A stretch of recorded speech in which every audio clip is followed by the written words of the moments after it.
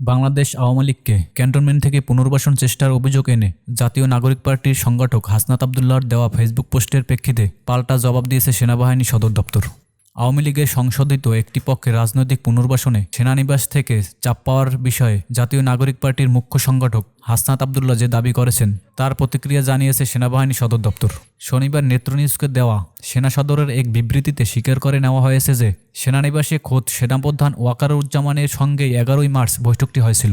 তবে হাসনাত আবদুল্লাহকে ডেকে নিয়ে যাওয়া এবং আওয়ামী লীগের পুনর্বাসনের বিষয় নিয়ে তাদেরকে প্রস্তাব বা চাপ প্রয়োগের অভিযোগ অস্বীকার করা হয়েছে। বরং হাসনাত আবদুল্লাহ ও তার দলের আরেক মুখ্য সংগঠক সারজিদ আলমের আগ্রহেই ওই বৈঠকটি হয়েছিল বলে বিবৃতিতে উল্লেখ করা হয়। বাংলাদেশে গণঅভ্যুত্থানে ক্ষমতাচ্যুত আওয়ামী লীগকে নতুন রূপে পুনর্বাসনের বিষয়ে সেনানিবাসের কাছ থেকে ভারতের পরিকল্পনা উপস্থাপন করা হয়েছে।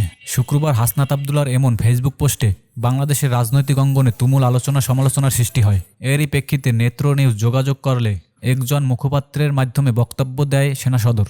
হাসনাত আবদুল্লাহর পোস্টকে সম্পূর্ণ রাজনৈতিক স্ট্যান্ডবাজি বই অন্য কিছু নয় বলে মন্তব্য করা হয়েছে সেনা সদরের বিবৃতিতে।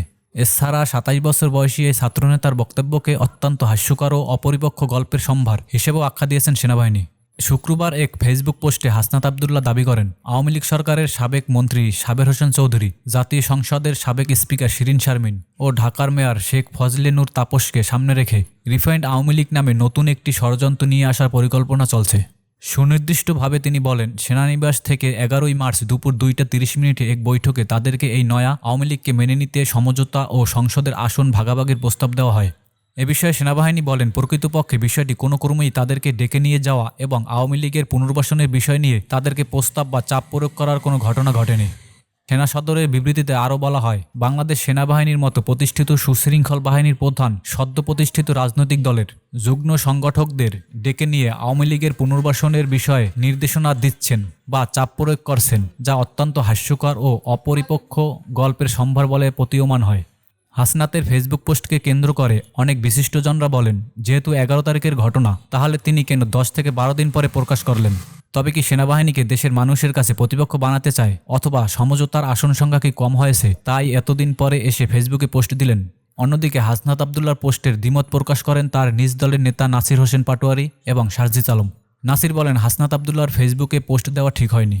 সারজিদ আলম বলেন, আমাদের উপর চাপ প্রয়োগ করা হয়নি। চাপ প্রয়োগ এক জিনিস আর ব্যক্তিগত মতামত প্রকাশ করা আরেক জিনিস। সেনাপ্রধান আমাদের সাথে দেশের সার্বিক পরিস্থিতি নিয়ে কথা বলেছেন।